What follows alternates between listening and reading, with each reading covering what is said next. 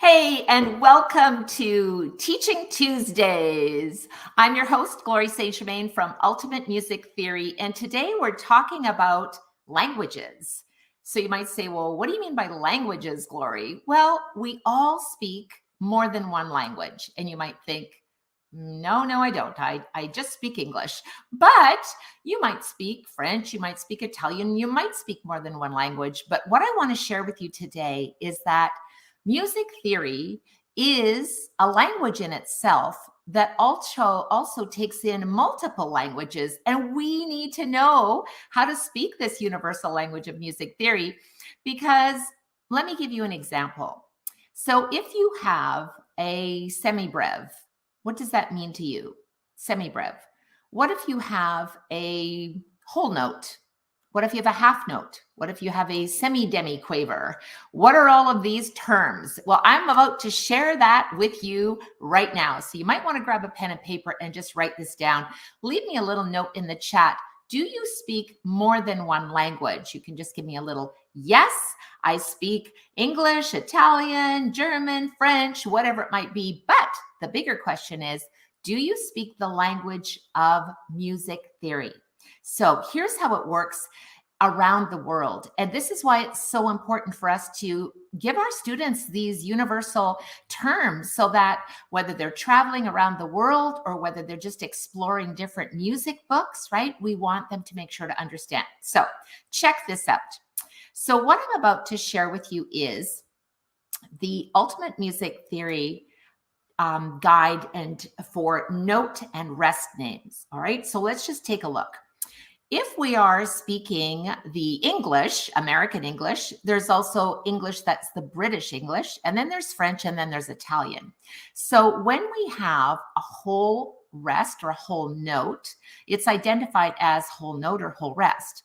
It can also be called a brev or a brev rest or a double ronde or pause, or there's just different words depending on what country you're in, right? A whole note, a semi-brev, rondo. So we need to make sure ronde, and of course I don't speak French, so I'm probably pronouncing that incorrectly. But what we need to do is help our students understand that there's different ways of reading a note. Now, what I'm about to share with you is really important. And this is why it's important to teach your students the English American way of identifying these terms. And here's what I mean.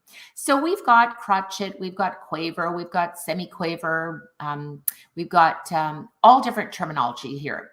We can call it a crotchet, whatever it might be. But here is why it's important. So we've also got flag rules, but today I'm just really talking about the names. And here's why it's important. When we're looking at music notes and really want to understand the value, when we have a whole note, we can kind of think of it as like a whole pizza, right? So a whole note receives that whole value, correct?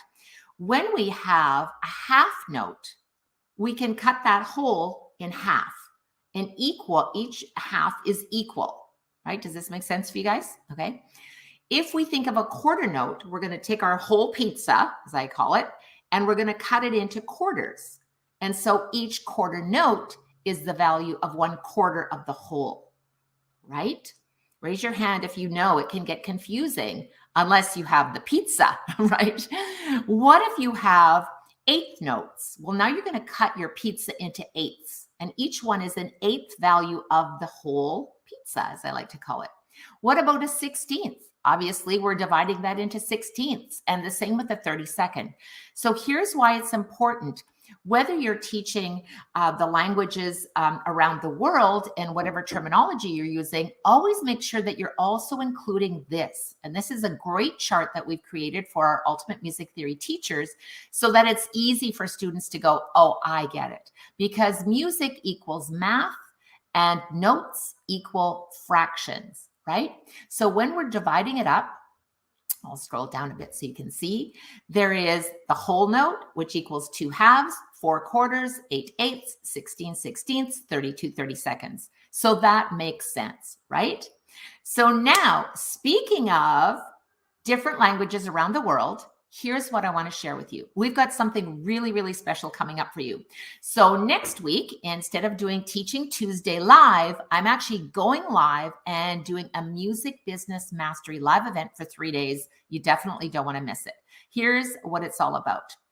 First, I'm going to be introducing the 3 keys to unleash your teaching superpowers. This is about mindset, strategies, and tools for success. And this is happening live December 6th, 7th, and 8th. This is a free music teachers masterclass, so you don't want to miss it. You can go ahead and get registered. Simply go to musicbusinessmastery.live and you'll get all the details. So what are we going to be covering in these 3 days here's what you're going to learn. You're going to learn in day 1, we're going to be talking about mindset to grow your music teaching business faster. Now, mindset formula, this is the proven process that shows you exactly how to shift your thinking step by step.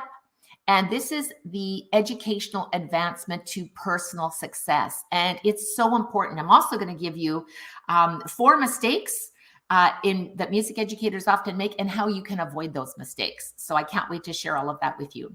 On day 2, and obviously there's a whole lot more, on day 2, we're going to be talking about strategies to impact your teaching and increase your income. And let's face it, we love what we do, but we also want to be profitable in our music teaching business. So I'm going to give you some strategies. We're going to talk about some success stories and case studies of how music educators implemented this in their 3-day music business mastery and grew their music teaching business by increasing their income by 30 to 60%. And how did they do that? I'm going to be sharing those case studies with you. You don't want to miss it.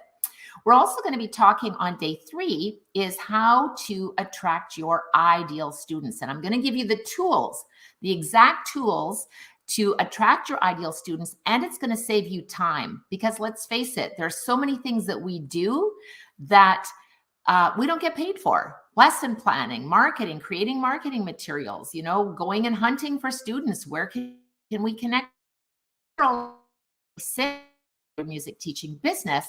But you don't necessarily get paid for those, right? So I can't wait to share all of this with you inside our Music Business Mastery Live. So in order to help you unleash your teaching superpowers, you're going to learn about the 3 keys. Make sure that you register now. Go to musicbusinessmastery.live. And if you want results like Melanie, Li Ping, and Diane, you are about to discover all of this inside. So how can you get started teaching theory with confidence and get students really excited to learn? I'm going to share that with you. Why are you leaving money on the table without even realizing it, and how to fix that? Because this one might surprise you. And finally, the simple framework for how to attract the right clients. And your clients are the people that are paying you for the lessons. So it might be the parents, it might be the students themselves if you're teaching adults, or whoever that might be for you. And how to teach classes without overwhelm. So even if you've never taught music theory before, even if you've never taught a class before, I'm going to give you the tools to do so. So jump in, join me live at musicbusinessmastery.live. This is our 3-day upcoming event. You don't want to miss it. So next week, Monday, Tuesday, and Wednesday, we will be live. This is a free event, and we have some surprises in there for you. So make sure to get registered now. Download your workbook. You're going to get a pre-training event that you definitely want to watch, and make sure to dive in. So I'm Glory St. Germain. Till next time, teach with passion, and I will see you inside musicbusinessmastery.live. You can go ahead and get registered right now. Have a great day. Bye now.